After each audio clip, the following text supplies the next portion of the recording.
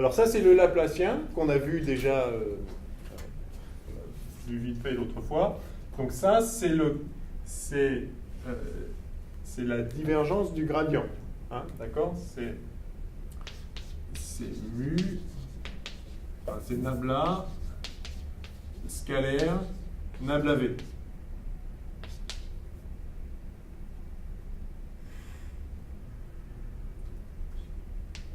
Oui, c'est ça. Enfin, ah, mais c'est ça le truc.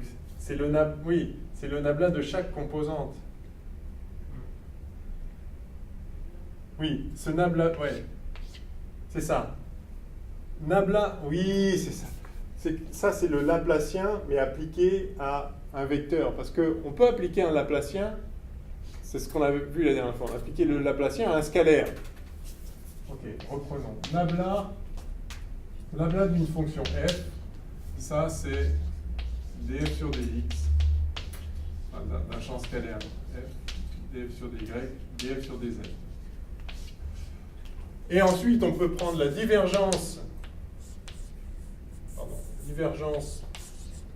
de ce nabla f, c'est-à-dire nabla, donc ça c'est le gradient, hein.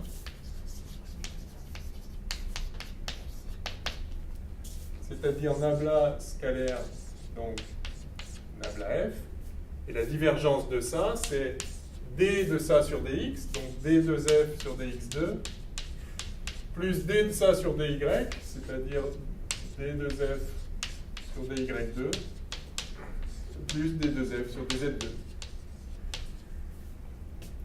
Donc ça s'appelle le Laplacien, et ça se note delta f. C'est le Laplacien d'un champ scalaire. Ici, c'est le Laplacien d'un champ vectoriel. Alors, qu'est-ce que c'est? En fait, c'est une notation de ce delta v ici. C'est le vecteur qui a pour composante delta vx, delta vy et delta vz. D'ailleurs, je pense qu'on va mettre la flèche sur le delta. Pas toujours. Bon, non, je préfère pas. Je sais qu'on le trouve parfois. Ah, vous le faites global? Ouais, je crois ça. Ah, ça, d'accord. Oui, ça, je veux bien. Mais je préfère quand même ça. Mais il faut comprendre que ça, c'est une notation c'est la notation qui traduit l'opérateur. Et donc, cet opérateur-là, contrairement au gradient et à la divergence qui ne s'applique qu'à un type de champ, la divergence s'applique à un champ vectoriel, le gradient à un champ scalaire. Le Laplacien peut s'appliquer à un champ scalaire et ça donne ça, ou à un champ vectoriel et ça donne le vecteur qui a pour chaque composante. En fait, ce delta, c'est l'opérateur en cartésienne, hein, d2 sur dx2, d2 sur dy2, plus d2 sur dz2. C'est ça l'opérateur delta.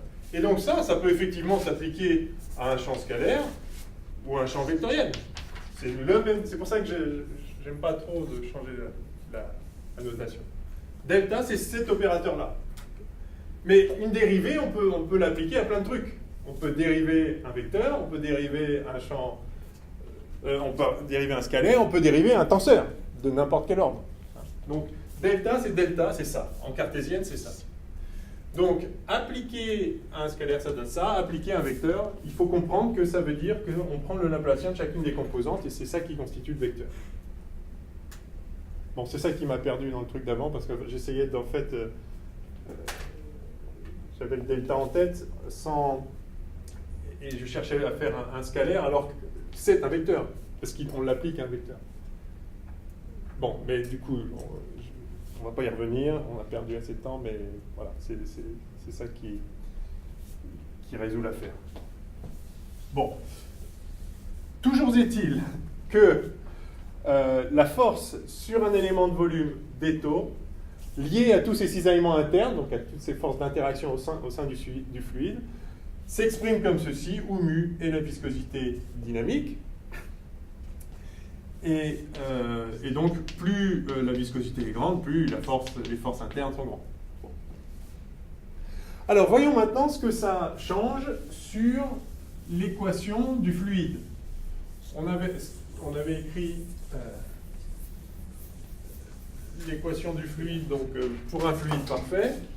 Vous vous rappelez, c'est la traduction en fluide de l'équation de Newton qui nous dit que la masse fois l'accélération égale la somme des forces.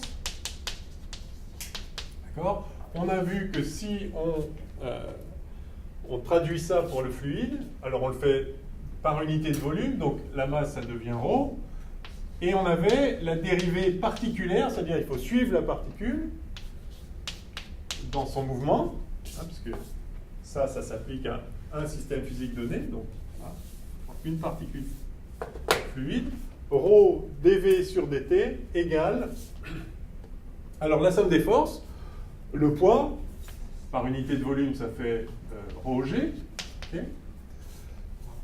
La force de pression, donc moins gradient de P, par unité de volume. Hein. Vous vous rappelez, les forces de pression, on avait démontré au début, c'était moins gradient de P des taux. Et plus, voilà, maintenant, la force de viscosité supplémentaire que rajoute le fluide visqueux, mu delta de V, comme nous ne l'avons pas vu. Voilà. Donc ça, c'est la nouvelle équation qui reste valable si le fluide a une viscosité nulle, ben on retrouve ce qu'on avait avant. Okay. Alors ça modifie quelque chose parce qu'on avait obtenu la relation de Bernoulli de deux façons, enfin d'une et puis je vous avais indiqué l'autre. La façon qu'on n'a pas faite vraiment explicitement, c'est d'écrire la conservation de l'énergie, mais ça revenait au même. On était parti de ça, et on avait intégré le long d'une ligne de courant, et on avait obtenu la relation de Bernoulli. Alors on va le refaire maintenant, mais en rajoutant ce terme-là. Donc on va refaire exactement, on va reprendre la procédure. Cette dérivée particulière, vous vous souvenez, vous le voyez le vert, ça, ouais, ça va oui. Vert sur vert, c'est bon. Peut-être quand même prendre orange, c'est peut-être mieux. Quoi. Ouais. Donc cette dérivée particulière, vous vous rappelez, ça c'était dv sur dt plus ρ v scalaire nabla v, vous vous souvenez, égale tout ça. Et ça, on l'avait changé en 1,5 de nabla de V2, enfin de gradient de V2, plus, ouais, enfin oui, moins, je crois que je l'avais écrit comme dans ce sens-là, moins V vectoriel ρ de V, ou plus ρ de V vectoriel V. Donc tout ça va être égal à, alors, ρg, c'était moins nabla de ρgz, c'est moins le gradient de ρgz, hein, la force dérive du potentiel, enfin, la force mg dérive du potentiel mgz. On a ici moins le gradient de P toujours, plus mu delta V. Voilà. Et donc, on va avoir, alors, on se met en stationnaire.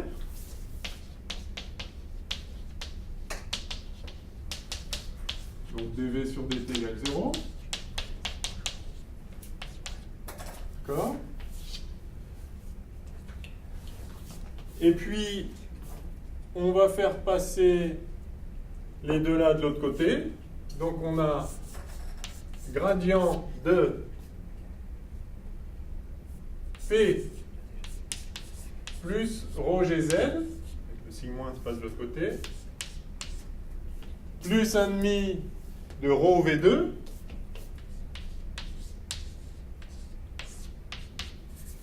qui est égal à V vectoriel, pardon, ρV vectoriel de V,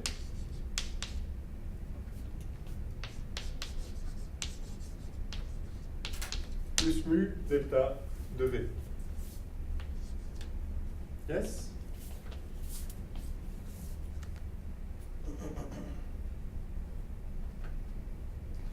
Et ensuite, on intègre le long d'une ligne de courant. Si on fait ça, scalaire VDT, enfin, scalaire DL enfin, égal VDT dans la direction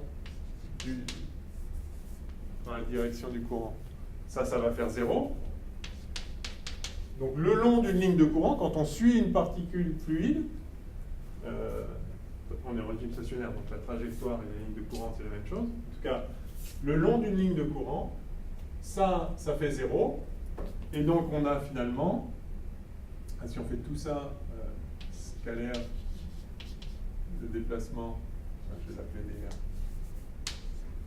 À ce moment-là, ça fait D de P plus rho GZ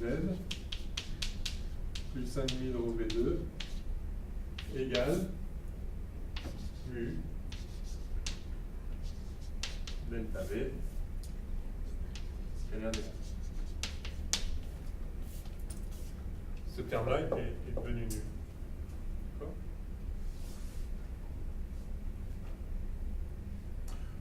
Voilà, donc on retrouve Bernoulli, enfin c'est comme ça qu'on l'a fait, je ne sais plus exactement sous quelle forme, mais enfin.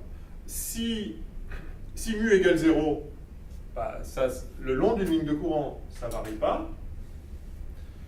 Et par contre, ce qu'on voit tout de suite, c'est que si mu n'est pas nul, alors c'est pas vrai que ce truc-là est constant. Et la raison physique profonde, c'est que mu introduit des pertes d'énergie.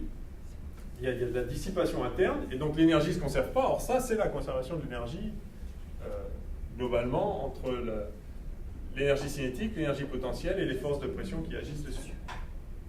Tac. Alors ça, souvent, on le note PT, pression totale, on appelle ça en fait la charge.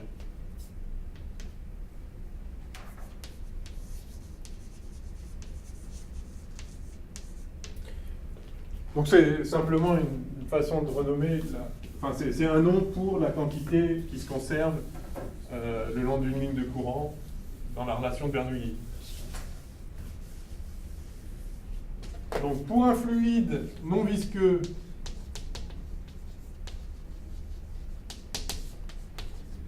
la charge, enfin, c'est pas des guillemets, c'est des guillemets français, quoi. C'est comme ça qu'on l'appelle, c'est pas une façon de parler. C'est la définition du mot charge dans le contexte de l'hydrodynamique. Donc la charge P plus rho GZ plus 1,5 de rho V2 est constante le long d'une ligne de courant.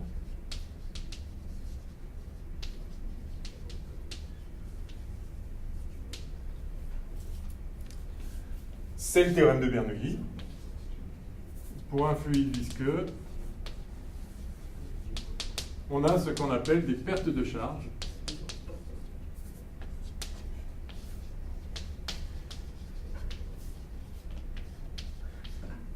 Le long d'une ligne de courant.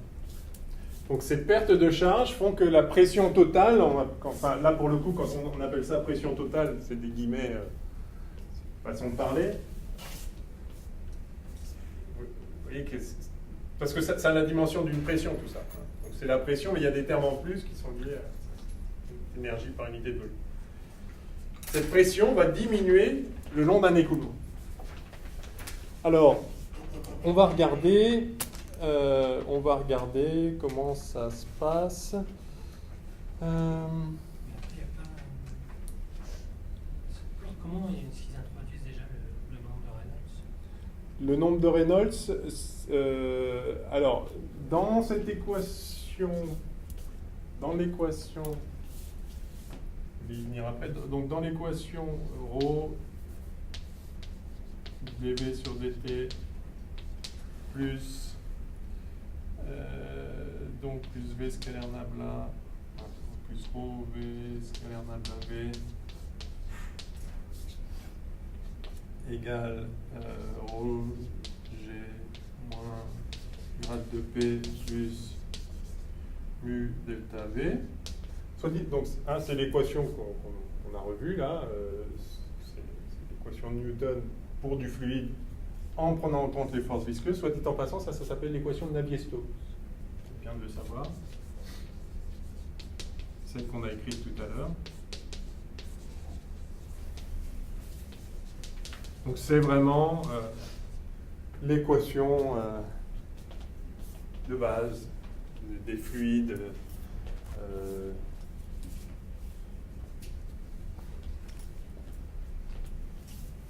pour lesquels on peut effectivement écrire la force de viscosité comme ceci.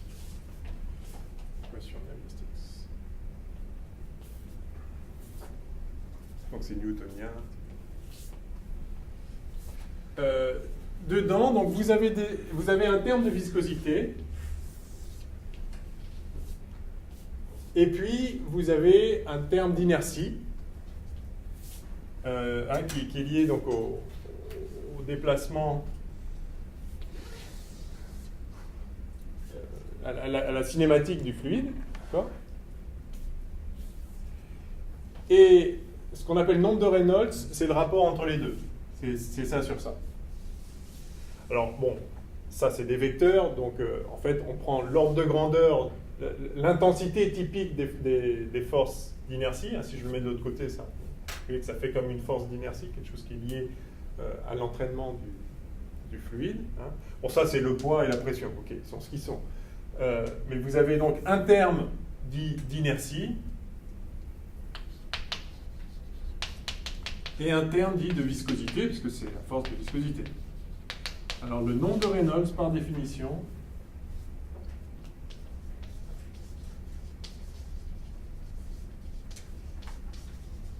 donc Reynolds, ce grand monsieur qui a étudié en détail, qui est le premier à s'être plongé sur les phénomènes de turbulence, quand les écoulements ne sont pas laminaires.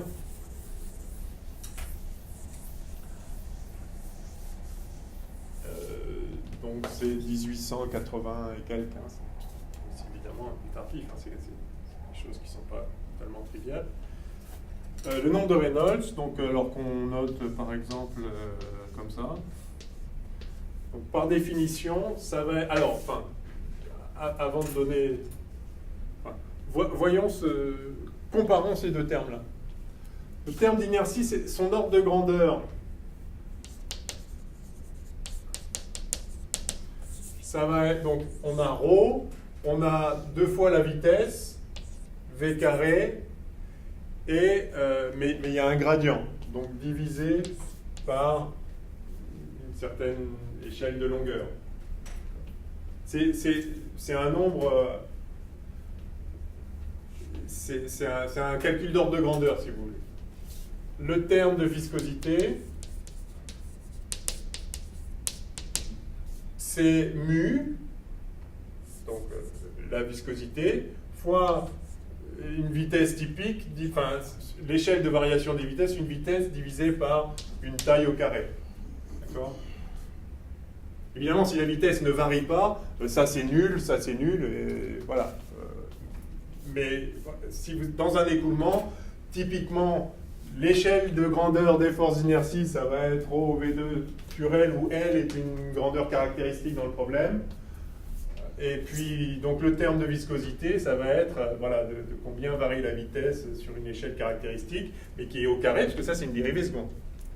Du coup, si on forme le rapport inertie sur viscosité, on obtient ρ V2 sur L sur mu V sur L2. Ça, si je ne m'abuse, ça fait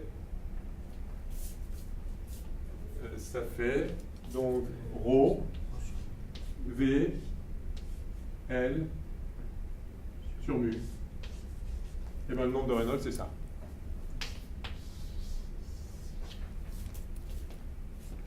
D'accord ?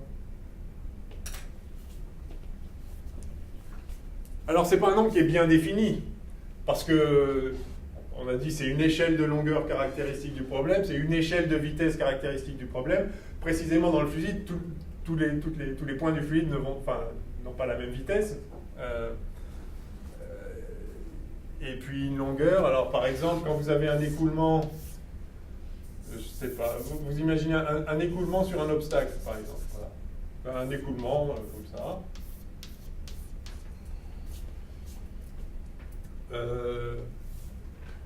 Là, ça va être perturbé, éventuellement ça va faire des espèces de tourbillons derrière, ça peut faire des tas de choses. Voilà, comment vous calculez le nombre de Reynolds de ce truc-là? Vous avez une vitesse, on va prendre la vitesse en amont, pas tellement perturbée, c'est l'échelle caractéristique du problème. Rho, ok, c'est la densité du fluide, mu, c'est sa viscosité. Et puis L, c'est la taille de ce truc-là. Alors quand on dit la taille, c'est le diamètre, c'est le rayon, bon, c'est la taille caractéristique. Donc, vous voyez, suivant qu'on mette ici le diamètre ou le rayon, déjà il y aura un facteur 2 sur le nombre de Reynolds. Mais voilà. Donc c'est pas un nombre qui est parfaitement bien défini, mais ça donne un ordre de grandeur, parce que le rayon et le diamètre, c'est le même ordre de grandeur. C'est pas 1 millimètre et 1 kilomètre. Bon. Donc le nombre de Reynolds, c'est à peu près, ça donne une idée de la différence entre les forces d'inertie et les forces de viscosité. Et ce qu'a découvert Reynolds, c'est que les écoulements, alors je prends un autre exemple, par exemple, si vous êtes dans une conduite, là pour le coup, avec un écoulement dans la conduite, de l'eau qui passe, du liquide dans la conduite, V, ça va être la vitesse typique de l'écoulement, mais par exemple, si le fluide est visqueux, on va le voir tout de suite après, vous avez un profil de vitesse là-dedans. Sur les bords, la vitesse est nulle, puisque ça, par viscosité, d'accord. Au centre, ça va aller plus vite que... Dans quelle vitesse? La vitesse moyenne. D'accord. Grosso modo, dans une conduite, vous allez avoir la vitesse moyenne, ρ, mu, ok, et comme L, vous allez prendre, c'est pareil, alors typiquement le diamètre de la section. Donc vous voyez comment on calcule ce truc. Alors ce qu'a remarqué Reynolds, à travers ses travaux sur les écoulements, c'est que tant que le nombre de Reynolds n'est pas trop grand, les écoulements sont laminaires. Donc si le fluide va pas trop... laminaire, donc vous vous rappelez ce que ça veut dire, hein? Ça veut dire qu'on a des lignes de courant qui sont bien définies, bien stables, bien propres, bien lisses. Et puis, quand vous augmentez la vitesse, toutes choses égales par ailleurs, l'écoulement devient turbulent, et là il apparaît des trucs un peu... des choses bizarres. Il a travaillé notamment avec des colorants, hein, donc vous avez... Imaginez, vous créez un écoulement, vous créez un écoulement, il y a un écoulement quelque part, et puis vous introduisez avec une pipette un liquide, une goutte de colorant. Et puis vous regardez, du coup, dans l'écoulement, le colorant évolue. Alors, donc vous avez, suivant la forme du truc, ça peut faire un écoulement comme ça. Et puis, donc justement, une ligne de courant bien claire qui apparaît, voilà. Je sais pas. Ça, c'est un écoulement laminaire. Et on s'aperçoit que quand on augmente le nombre de Reynolds, eh bien, au bout d'un moment, ça commence à faire des trucs comme ça. Voilà. L'écoulement est turbulent, ça se mélange partout, turbulent. C'est un concept qui n'est pas ultra bien défini, mais en même temps qui est très parlant. C'est un constat expérimental. Et donc, en faisant tout un tas d'expériences, il a remarqué que pour déterminer si l'écoulement va être turbulent ou laminaire, ça dépend en fait d'une seule quantité qui est ce nombre-là. Si le nombre de Reynolds est plus petit que, alors on dit en général 2000,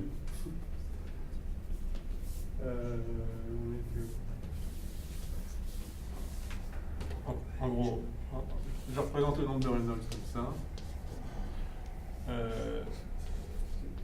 C'est forcément positif, hein, c'est des grandeurs positives. Jusqu'à 2000 à peu près, ce qu'on dit en général. Là, c'est laminaire. Entre 2000 et pas mal, peut-être 10 000, je sais pas. C'est pas clair, ça dépend un peu des conditions. Hein. Et puis au-delà, quand vous avez un nombre de Reynolds vraiment grand, 10 000, voire plus, alors là, c'est à coup sûr, c'est turbulent. Entre les deux, vous pouvez avoir des pertes, un peu d'intermittence aussi, c'est de temps en temps laminaire, puis ça se met turbulent, enfin bon, c'est une période pas bien définie. Alors encore une fois, hein, quand on dit 2000, c'est pas un facteur de près, hein, puisque les grandeurs elles-mêmes ne sont pas définies à un facteur de près, mais bon, ça donne, si vous avez pris les bonnes grandeurs caractéristiques du problème, le diamètre d'une section, la taille d'un obstacle, et puis la vitesse typique du fluide, vous tombez sur un nombre de Reynolds qui, s'il est plus petit que 2000, mais on pourrait presque mettre 1000, mais bon, c'est un peu traditionnel, il faut que vous sachiez ça parce que vous en voudrez sinon, mais c'est laminaire. S'il est de quelques milliers, c'est... Mais si, disons, au-delà de 10 000, c'est bon, c'est turbulent. Okay, voilà. C'est assez remarquable, soit dit en passant, que ce qui caractérise la transition entre laminaire et turbulent dépend juste de ce rapport de quantité. Parce que vous pouvez imaginer des tas de choses. Vous pouvez faire, donc, vous pouvez, dans un écoulement, par exemple, dans une conduite, une bête conduite cylindrique, rectiligne, vous envoyez de l'eau avec une certaine vitesse, vous voyez, un débit, vous chargez de l'eau. Que ce soit laminaire ou turbulent, ça va dépendre de plein de choses, ce serait-ce que toutes ces choses-là, et c'est juste ce rapport qui détermine si c'est turbulent ou pas. C'est assez fort. C'est-à-dire, alors, qualitativement, si on augmente la vitesse, il y a un moment, le débit va devenir turbulent, et on va voir dans un instant ce que ça permet. L'écoulement va devenir turbulent, et on verra que ça permet de conserver un débit plus grand en l'occurrence. Si on augmente la taille, donc si vous faites passer dans un petit tuyau par rapport à un grand, le petit tuyau va conduire à un écoulement turbulent plus vite, ça va augmenter le nombre de Reynolds. Si vous augmentez la viscosité, alors là c'est sûr que ça va tuer le nombre de Reynolds. Un fluide très visqueux, pour le mettre en turbulence, c'est beaucoup plus compliqué, on voit bien que... Hein. Et puis ρ, c'est peut-être un peu inattendu que la masse volumique entre en jeu là-dedans. Si je fais couler dans une même conduite deux fluides exactement aussi visqueux, mais un plus lourd que l'autre, c'est pas forcément trivial, c'est pas forcément intuitif que le plus lourd va devenir turbulent plus vite. Enfin, plus tôt si on augmente la vitesse. Enfin, bon, mais c'est le cas, voilà. Donc, ce qui est remarquable, et alors, c'est vrai dans une conduite, c'est vrai avec un obstacle, c'est vrai dans n'importe quel type d'écoulement, il se trouve que ce nombre de Reynolds caractérise vraiment les différents régimes d'écoulement. C'est une découverte assez profonde de la physique. Alors, la réponse sous-jacente, c'est effectivement la signification physique de ce nombre de Reynolds, c'est le rapport de l'inertie sur la viscosité. Donc, quand le terme de viscosité est grand, l'emporte, alors on a un nombre de Reynolds petit. Quand c'est le terme d'inertie qui l'emporte, on a un nombre enfin, qui l'emporte, entre guillemets. Quand l'inertie est grande devant la viscosité, c'est-à-dire quand la viscosité en fait est négligeable, on va rentrer en régime turbulent. Ok? Bon, c'est un peu qualitatif, mais bon, c'est important d'avoir ça. Alors maintenant, on va faire une application de ce qu'on a vu en étudiant l'écoulement de Poiseuil dans une conduite cylindrique, parce que c'est archi classique et ça permet aussi de bien comprendre comment se met en œuvre l'écoulement visqueux. Monsieur, oui.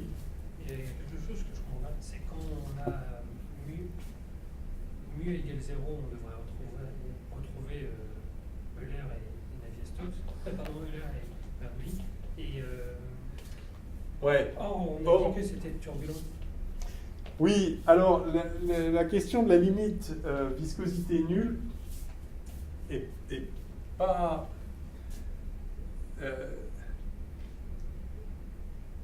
le truc, c'est que si... Bon, d'abord, viscosité nulle, ça n'existe pas. Imaginez par exemple... imaginez... Viscosité nulle, ça veut dire qu'effectivement, vous pouvez, si on reprend l'écoulement de Couette de tout à l'heure, vous faites couler un liquide entre deux plaques, et il y a zéro force sur les plaques. C'est ça que ça veut dire. C'est-à-dire que ça glisse comme si... Bon, ça paraît un peu bizarre. Mais,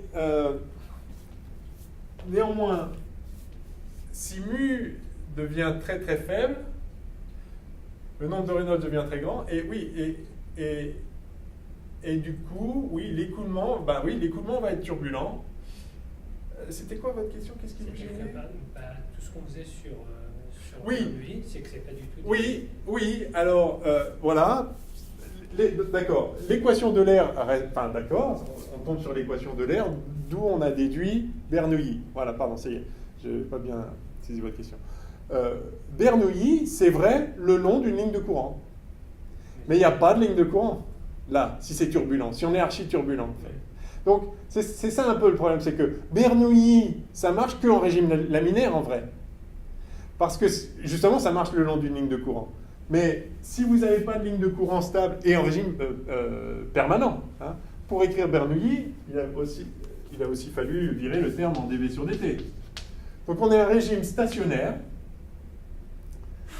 et on est le long d'une ligne de courant. Eh bien, à viscosité nulle, c'est-à-dire à grand nombre de Reynolds, il n'y a pas de régime stationnaire non turbulent. Il n'y a pas de régime laminaire, en fait. C'est ça que ça nous dit.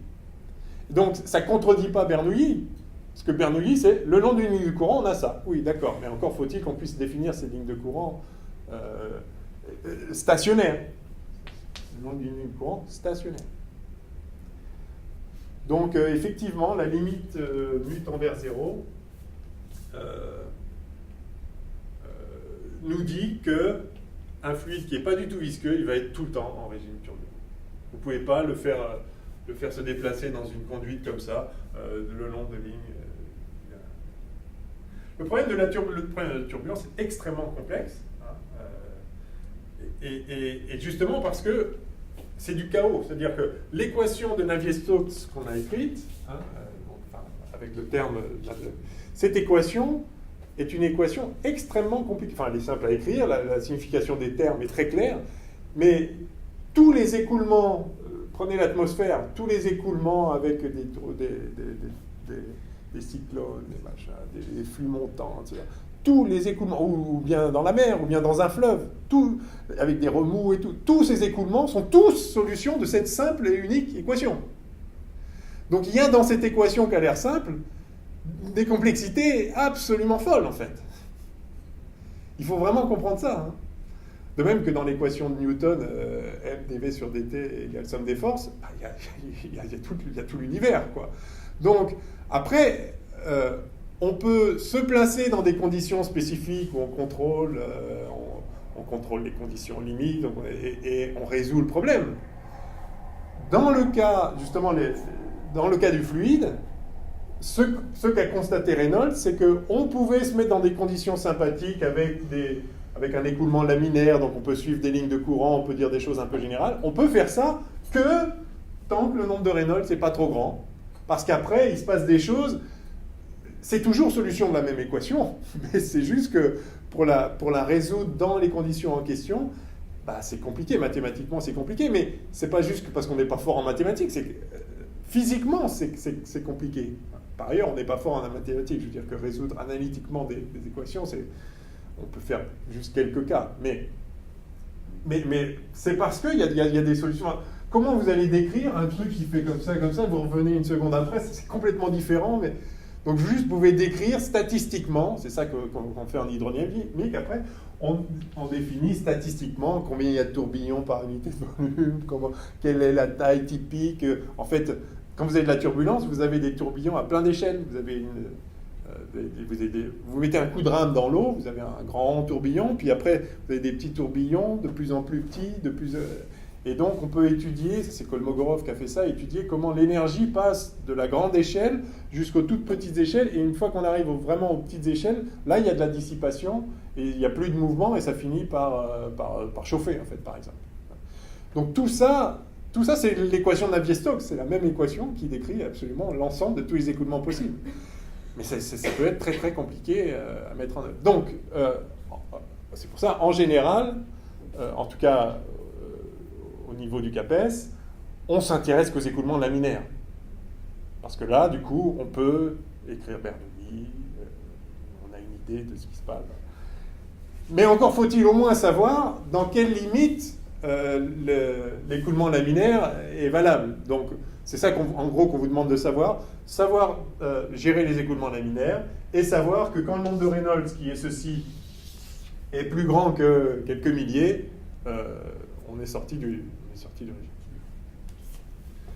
Alors, donc on va étudier l'écoulement laminaire de couette, c'est-à-dire de Poiseuil, excusez-moi, dans une conduite cylindrique, donc écoulement de Poiseuil.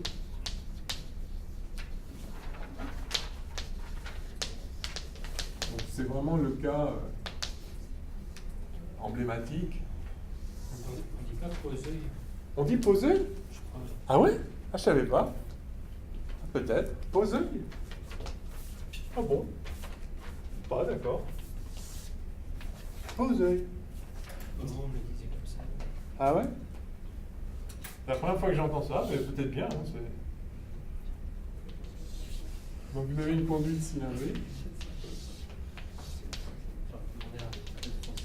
Ouais, on vérifiera, mais c'est une bonne info, on verra.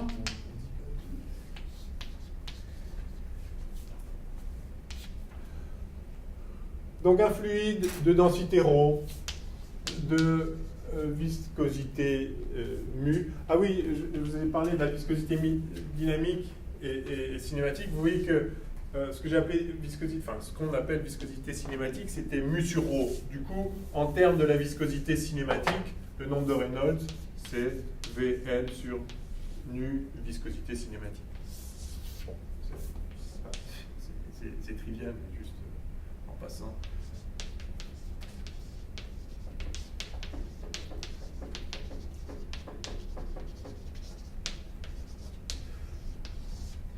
On dit ce qui compte, c'est ce qu'on avait commenté avant. En fait, ce qui compte dans le nombre de Reynolds, c'est pas la viscosité, puisque la densité entre aussi en jeu, c'est la viscosité cinématique. C'est mu sur ρ qui compte. Et puis après, la vitesse et la taille du système, bien sûr. Enfin, la taille, l'échec caractéristique de l'écoulement. Ok. Alors, UX, on a un fluide visqueux qu'on fait couler dans cette conduite. Alors, bien sûr, la vitesse ici, sur le bord, elle va être nulle. Et puis, il va y avoir un profil de vitesse. On sent bien que, par symétrie, ça va être... alors, je ne sais pas comment ça va être. Hein, ça peut être un truc comme ça, par exemple. C'est pas ça, mais je le fais pour dire, voilà, on ne sait pas. On va résoudre, en fait, on va calculer quel est le profil de vitesse. En fait, ça, c'est quoi? C'est un fluide qui s'écoule. C'est un fluide qui s'écoule. On envoie un fluide dans une conduite, dans un tuyau de plomberie. On envoie du fluide. Alors, s'il n'est pas visqueux, on peut imaginer un écoulement laminaire. C'est ce qu'on avait fait dans tous les trucs d'avant, d'ailleurs. On peut imaginer un écoulement laminaire comme ça, où tous les points vont à la même vitesse. Mais en réalité, si le fluide est visqueux, ou si la viscosité a un rôle important dans l'écoulement, eh bien, ce que vous savez, c'est que sur les bords, la vitesse en fait sera nulle. Par symétrie, elle sera probablement maximale au centre. En tout cas, ça va être symétrique de révolution autour de l'axe du cylindre. Et je ne sais pas quel est le profil. Question, quel est le profil de vitesse? Comment se répartit la vitesse? Peut-être que... Enfin non, j'allais dire, peut-être qu'on va trouver que c'est la même partout. Non, parce que si c'est la même partout, du coup, ce serait 0. Mais je ne sais pas ce qu'on va trouver. Enfin, si je sais, vous savez sans doute aussi, mais on ne suppose pas et on va calculer. Simplement en écrivant les forces, quoi.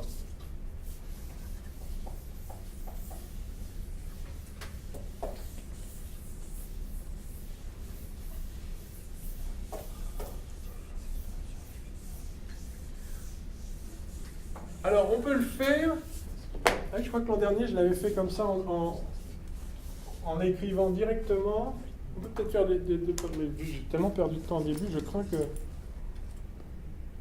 on n'ait pas le temps de faire les deux, mais une demi-heure, bon, on va voir ce qu'on peut faire, mais on va le faire déjà d'abord avec l'équation de Navier-Stokes. Parce qu'elle se simplifie dans ce système, symétrie de révolution. Donc on a une vitesse. La vitesse, on est en écoulement laminaire, donc écoulement permanent, hein, permanent laminaire. Alors,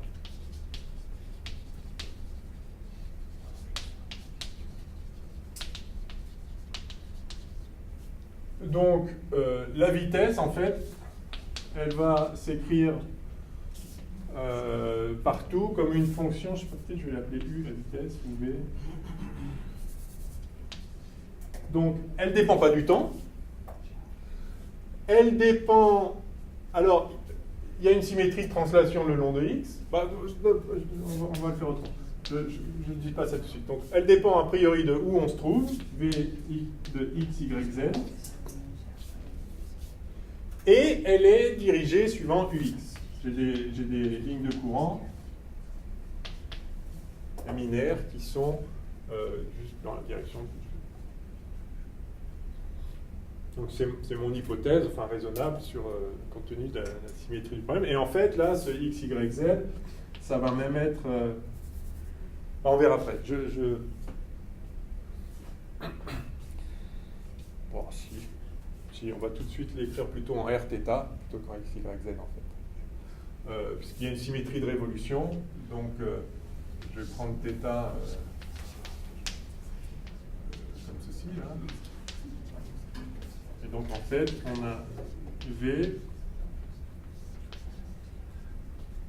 alors qui, a priori, dépendrait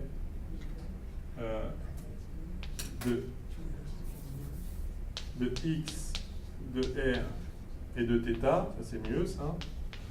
Hein, donc, ça, enfin, je l'ai mis ça, en fait, c'est une mauvaise idée. On est cylindrique, je le mets comme ça. V de X, R, θ, voilà. Donc, et en fait, l'idée, c'est que ça ne va pas dépendre de θ. Donc, en fait, ma vitesse, c'est V de X, de R, X. OK?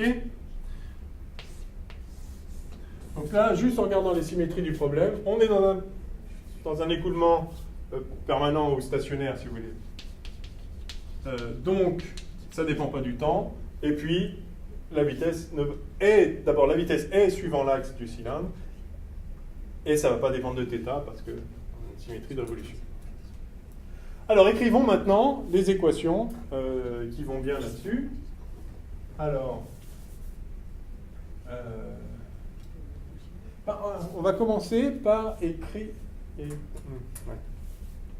On va commencer par Navier-Stokes. Donc, dv sur dt, c'est stationnaire, donc on ne l'a pas. Donc, on avait scalaire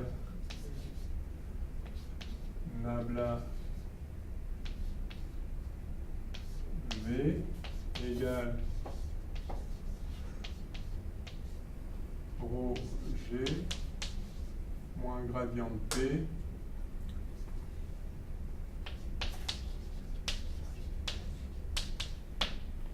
plus mu delta v.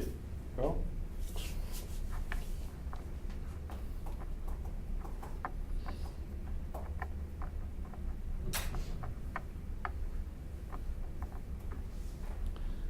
Ouais, je voulais vous faire un autre truc avant.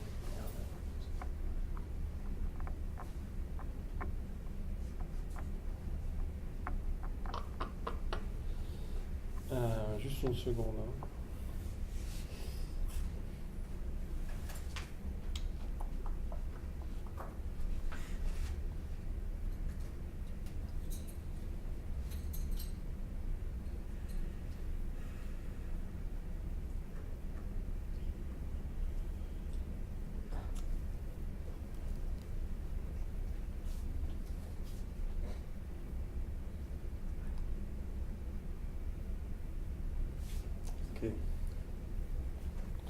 Ok.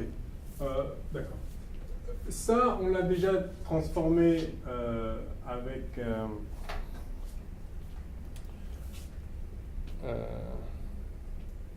On a déjà transformé tout à l'heure, c'était ce qu'il y avait écrit là, quand on a retrouvé Bernoulli, on avait obtenu le gradient de la charge totale, c'est-à-dire P, enfin, c'est la transformation qu'on a faite tout à l'heure, donc je ne la refais pas, donc plus ρ gz plus 1,5 de ρ v2,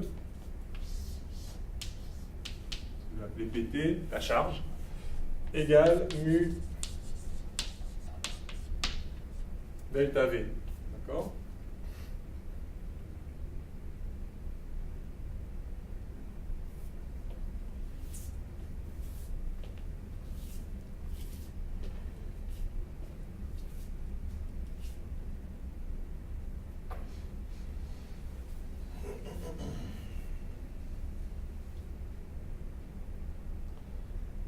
J'essaie de vous montrer, en fait, je voulais faire un truc plus général avant Poiseuil. Je vais me mettre dans une conduite quelconque, pas forcément cylindrique, pour montrer quelque chose de plus général encore. Les sons comme ça, enfin, tout ça est valable dans les deux cas, mais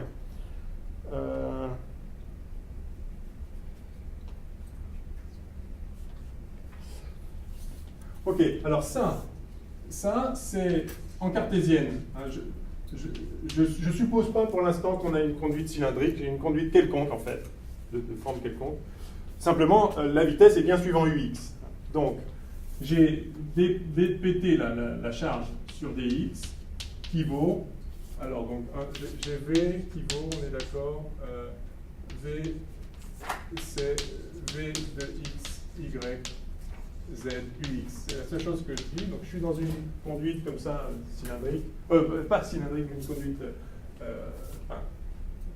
ah oui, si, cylindrique, mais pas de révolution. C'est-à-dire, voilà, les lignes de courant sont suivant UX. Ah, vous savez qu'on appelle cylindre n'importe quoi qui est généré par une surface, pas forcément un cercle, le long d'une direction. Donc, un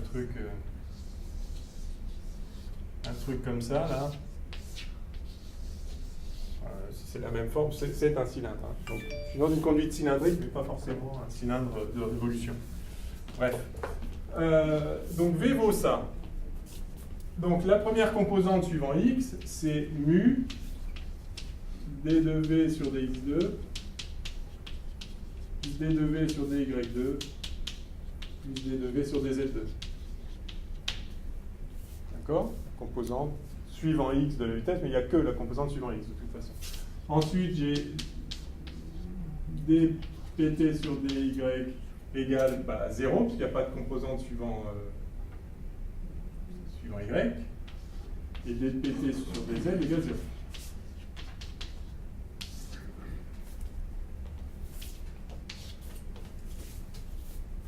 Alors maintenant, on va dire une autre chose, très générale, c'est que la matière se conserve, et c'est l'équation de continuité.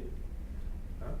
Donc on a dρ sur dt plus div de j, c'est-à-dire ρv, égale 0. Pas oublier ça, conservation de la matière. Mais dans notre cas, on est stationnaire, donc ça c'est nul. Et on est incompressible, je ne l'ai pas dit, je le dis maintenant. Et donc ρ est une constante.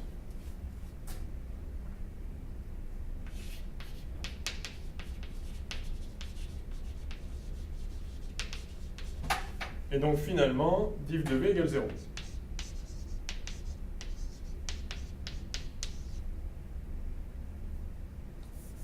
Par vecteur, div de v. D'accord? Fluide incompressible, l'équation de la... en écoulement stationnaire, l'équation nous dit... De toute façon, c'est incompressible. Si ρ égale constante, voilà, l'équation de continuité nous dit que div de v égale 0. Et alors ça se traduit comment? Ça nous dit que d de vx sur dx plus d de vy sur dy plus d de vz sur dz égale 0. Mais dans notre cas, on a un écoulement suivant ux, donc vy est nul, vz est nul. Autrement dit, l'équation de conservation de la matière nous dit que d de Vx sur dx égale 0. Et c'est bien ce à quoi on s'attend.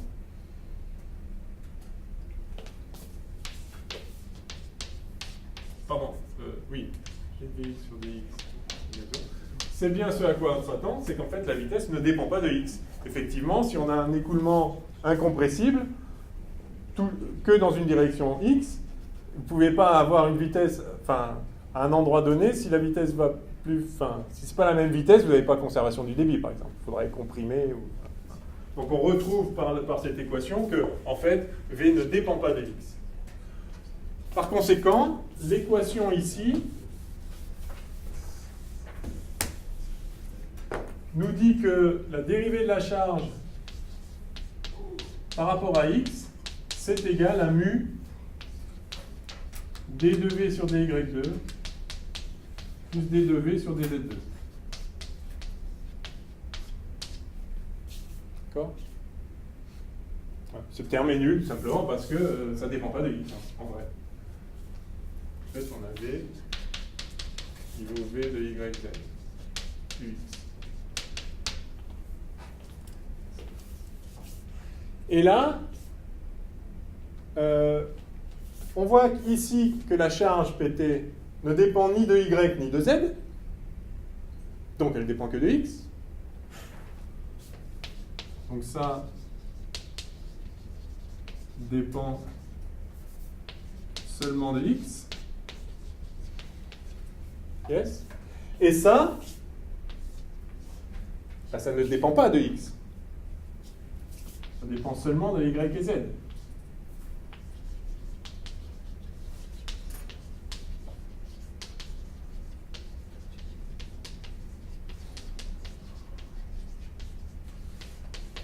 Moralité, si vous avez un truc qui dépend que de x, qui est égal à un truc qui ne dépend pas de x, ça veut dire qu'ils sont constants tous les deux. D'accord? Lui, il peut dépendre que de x, et c'est égal à un truc qui n'en dépend pas, donc en fait, il dépend pas, lui non plus, il ne dépend pas de x en fait. Il peut dépendre que de x, mais il est égal à un truc qui ne dépend pas de x, donc en fait il ne dépend pas de x. Et quand il peut dépendre que de x, il ne dépend de rien. Bon, bref, donc c'est une constante. Moralité, dp sur dt, enfin d de pt de la charge d de la charge sur dx, et je mets des d droits puisque je sais par ailleurs que ça ne dépend pas de y et de z. Ça c'est une constante, égale 15. Égale constante. Donc ça c'est intéressant, ça veut dire que dans l'écoulement, en fonction de x, vous avez la charge qui décroît. PT, la pression totale, c'est-à-dire c'est la pression plus ρ gz plus 1,5 de ρ2, le terme de Bernoulli, si vous voulez, décroît linéairement, puisque sa dérivée est constante. Alors ça, je vais effacer tout ça, je n'ai plus besoin.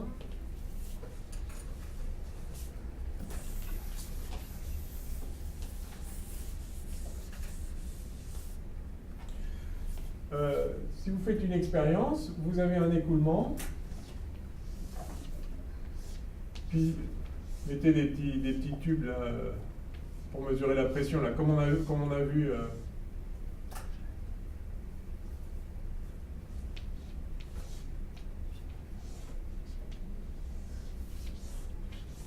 pardon, on va prendre au centre. Comme on a vu dans les exos lundi, là. Hein. Imaginez donc que vous mettiez des tubes pour voir la pression, en fait, en fonction de la hauteur. Donc la pression... Donc vous avez un niveau... On va voir grand-chose. Là, vous avez un certain niveau d'eau. Ah, il y a de l'eau qui passe... Enfin, il y a du liquide qui circule. Vous avez un niveau d'eau. Si l'écoulement n'est pas visqueux, la pression est la même partout, Bernoulli, 1,5 de ρV2 plus P plus ρGZ égale constante, donc vous aurez la même hauteur partout. Même hauteur d'eau. Mais en fait, si vous prenez en compte la viscosité, vous voyez que dP sur dt, c'est égal à mu fois un truc, c'est proportionnel à mu. La pression, enfin la charge totale va en fait diminuer, et diminuer de façon linéaire.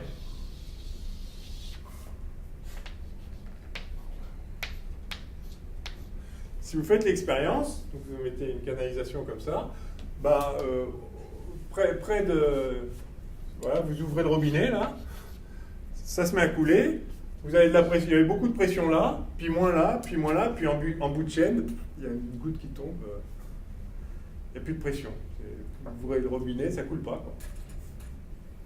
Donc ça, on a l'habitude de ça. Et donc, ce que nous dit... Bon, là, c'est horizontal. Donc, la charge totale, ça peut se traduire en D, la vraie pression sur dt égale 0, parce que la vitesse est là. La vitesse reste la même, hein, partout. V ne dépend pas de x. Conservation du débit et de la masse. Par contre, la pression va chuter. Pardon, pas 0, mais constant. La pression va chuter et en bout de chaîne, vous n'avez plus de pression. Vous voyez le truc? Donc ça s'appelle les pertes de charge. Et évidemment, il faut y remédier, il faut rebooster un peu si vous avez fait des canalisations pour alimenter en eau une ville, je sais pas. Si vous faites rien de spécial, très rapidement, ça coule plus, quoi. Alors, ce qui est important ici, c'est que c'est la charge qui décroît linéairement. C'est-à-dire que si c'est vraiment P plus ρ GZ plus 1,5 de ρ V2. Donc, évidemment, une autre façon de faire baisser la pression, c'est d'élever le fluide. Donc, si vous avez une canalisation qui monte, bah, la pression est plus faible en haut qu'en bas. C'est un EI standard, hein, même en l'absence de viscosité. Mais ce que rajoute la viscosité, c'est ce terme-là, mu delta V. Ici, il y a mu delta V. Voilà. C'est que, par exemple, même si la canalisation descend, donc vous récupérez ce terme-là, donc la pression augmente, mais par rapport à la façon dont elle devrait augmenter, c'est-à-dire exactement comme ça, il y a quand même une perte de charge qui est liée aux dissipations internes. Ok? Bien. Alors, on va écrire ça maintenant dans le cas spécifique de l'écoulement de Poiseuil, et on va se poser cette question, résoudre ça, résoudre le profil de vitesse, et en déduire la perte de charge, de combien la pression diminue quand on se déplace d'un mètre, quoi. Enfin, en fonction de la distance par tour. Et on s'arrête. Parce qu'il sera l'heure. J'ai même peur qu'il soit l'heure avant. Mais il faut absolument qu'on fasse ça. Donc, je reprends mon écoulement. On a bien V qui est, donc, comme dans cette condition générale, c'est V qui ne dépend... Alors c'est pareil, ça ne va pas dépendre de X à cause de la conservation de la masse, donc ça va juste dépendre de R, en fait, et ça va être dirigé suivant X, suivant UX. Ça, c'est le profil de mon écoulement que je vais devoir calculer. Donc je veux trouver une équation différentielle sur V, qui va être simplement la traduction de l'équation de Navier-Stokes dans ce cas très particulier. Alors, donc j'ai toujours dpt sur dx qui vaut donc mu delta x. Ok. Delta ux, pardon, delta v. V de R. Et je vais exprimer le Laplacien en coordonnées cylindriques. Alors, je vous le donne. Que vous le connaissiez par cœur. Donc, le Laplacien de V, en fait, je vous donne juste la composante suivante R, puisque les autres, les dérivés par rapport à θ et phi sont nuls. Donc, si ça dépend que de R, en fait, ça donne 1 sur R. Donc, c'est une dérivée seconde divisée, et ça a les dimensions de V sur R2. Alors en fait, ça se présente comme ça. C'est 1 sur R, D sur DR, de R dV sur DR. Si ça ne dépendait que de X, hein, vous vous rappelez, ce serait D de V sur dx2. Là, la subtilité, c'est que donc c'est du D2 de V sur DR2, mais il y a R là et 1 sur R là, donc c'est bien homogène, mais bon, ça se présente comme ça, il suffit de le faire. De toute façon, on vous le donnera, ça. Hein. Bon, donc, on a dpt sur dx qui vaut mu fois ça, mu sur R, d sur dr, vecteur de R dv sur dr. Et là, même raisonnement, la charge ne dépend que de x, ça n'en dépend pas, ne dépend que de R, et donc les deux sont constants. Donc dpt sur dx, en fait, c'est une constante, ce que j'avais appelé k ici. Ah non, je ne l'avais pas appelé k, si, là-bas. Et de la même façon, mu sur R, d sur dr, de R dv sur dr, égale k. Et du coup, bah ça y est, on a notre équation différentielle. Donc on va d'abord résoudre ça. Ça va nous donner V de R, le profil de vitesse. Et puis après, on fera le lien entre la vitesse et la perte de charge. Et puis on aura fini. Bien. Alors résolvons ça. Résolvons ça. Donc on a, je vais dire que on a alors d sur dr de r dv sur dr qui vaut kr sur mu. Ok. Du coup, j'intègre une première fois sur R. Ça me donne R dv sur dr qui vaut 1/2 de kr2 sur mu plus une constante, k'. D'accord? Du coup, ça me fait dv sur dr qui vaut 1/2 de kr sur mu plus k' sur r. Ok? Enfin, j'aurais pu l'écrire directement, hein, mais bon, voilà. Et puis je réintègre une fois sur R, sur R, trivial, donc j'ai V qui vaut un quart de kr2 sur mu plus l'intégrale, enfin la primitive d'1 sur R c'est log de R plus k secondes. Okay. Donc voilà, j'ai le profil de vitesse. Sauf que en R égale 0, donc ça c'est pour R entre 0 et grand R, le rayon de la conduite.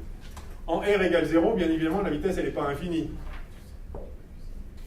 Donc K' égale 0.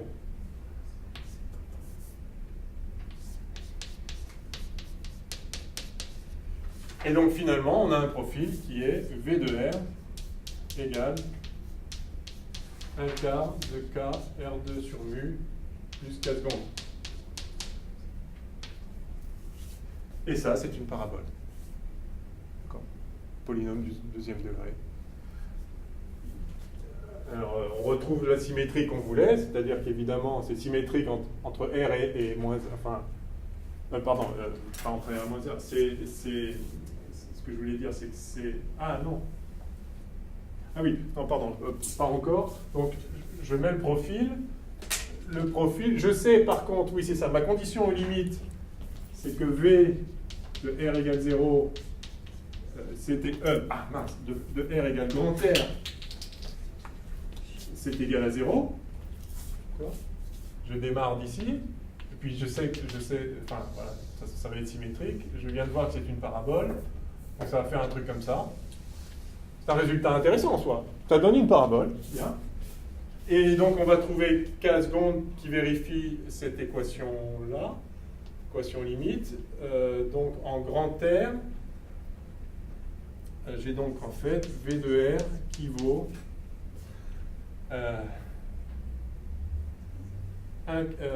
donc il faut qu'en grand R, donc je dois avoir 1/4 de K grand R2 sur mu qui vaut moins K secondes. Donc K secondes, c'est moins 1/4 de voilà. Donc ça, en fait, ça fait 1/4 de K.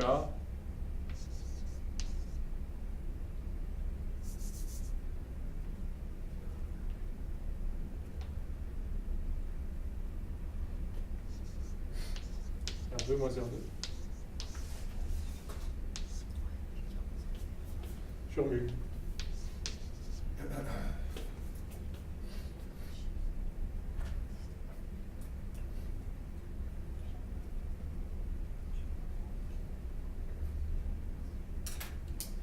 Mais ça doit être l'opposé de ça, parce que ça doit être l'opposé de ça, parce que ça c'est négatif. Il est quelle heure là? 45. 2 minutes, 3 minutes. C'est trempé de signe où?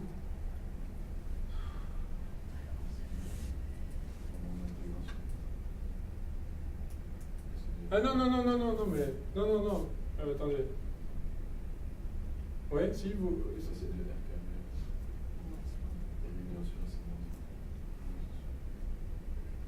Non.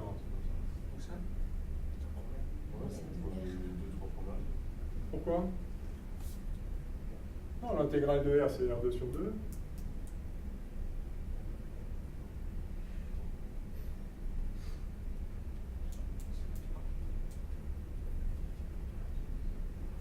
On a dit que c'était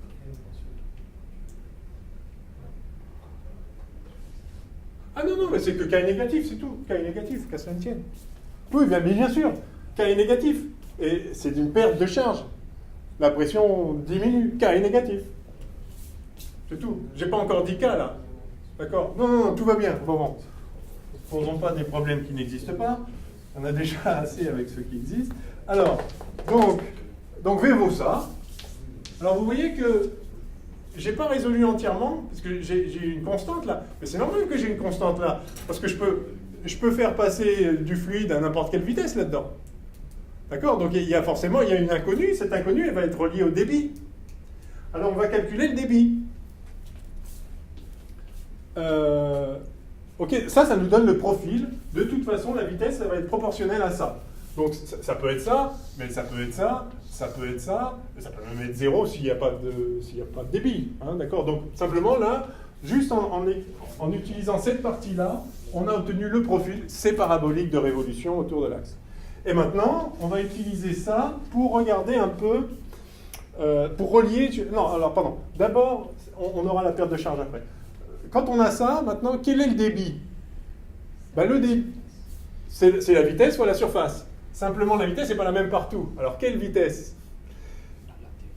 Eh bien, on va intégrer. Voilà, on va prendre des petits éléments, des petites couronnes ici. Enfin, je me remets en perspective.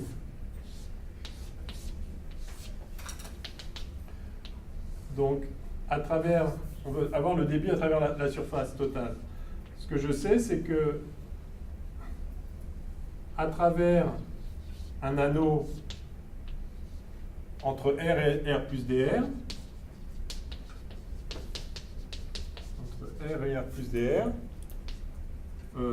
D de Q volumique, c'est S fois V, comme vous disiez. Donc D de Q, c'est la surface de ce petit anneau fois la vitesse du fluide à cet endroit-là. Alors la surface de l'anneau, c'est 2 pi R dr, fois la surface, fois la vitesse qu'on vient d'obtenir, celle-là, fois 1/4 de K sur mu, facteur de R2 moins F moins R. Et ça, donc maintenant si on veut le débit total,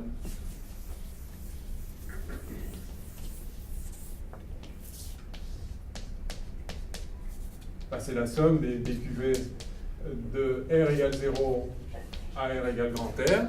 Donc c'est juste cette bête intégrale à faire. Alors je vais avoir pi pi sur 2 mu, grand K.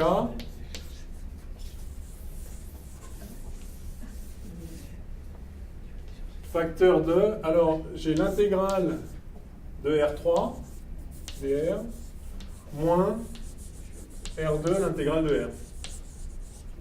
D'accord? Entre 0 et grand R.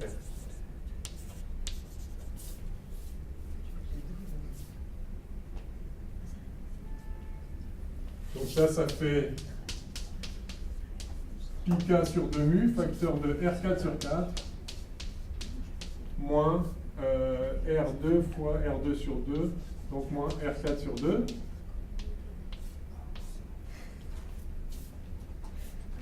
Non. Ah oui, j'étais en train encore de me dire, mais c'est négatif. Oui, K est négatif, donc tout va bien. Ok, donc ça fait R4 sur 4, donc finalement, ça fait pi sur 8 mu, K, R4. Ok? Voilà. Donc le K, comme je disais, c'est lié au débit de cette façon-là. Autrement dit, je peux l'écrire maintenant en fonction du débit. K, c'est 8 mu sur pi R4 QV. Et donc enfin, encadrement intermédiaire,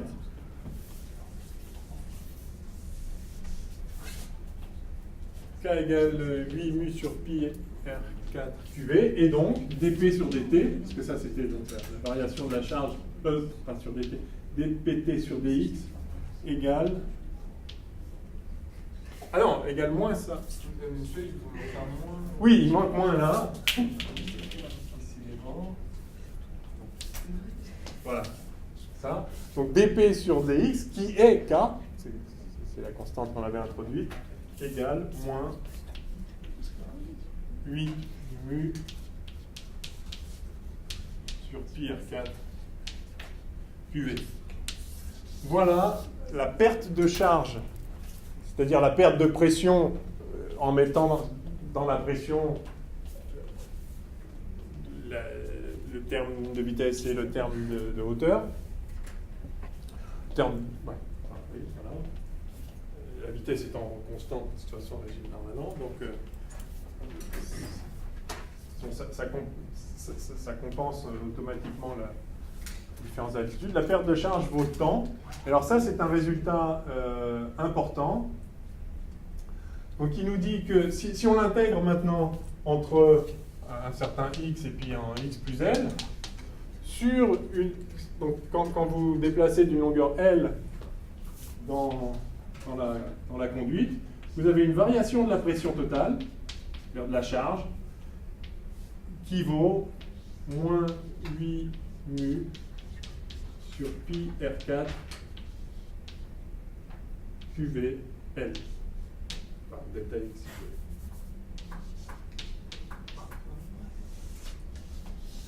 Ce résultat est très important. Je vais même le mettre comme ça.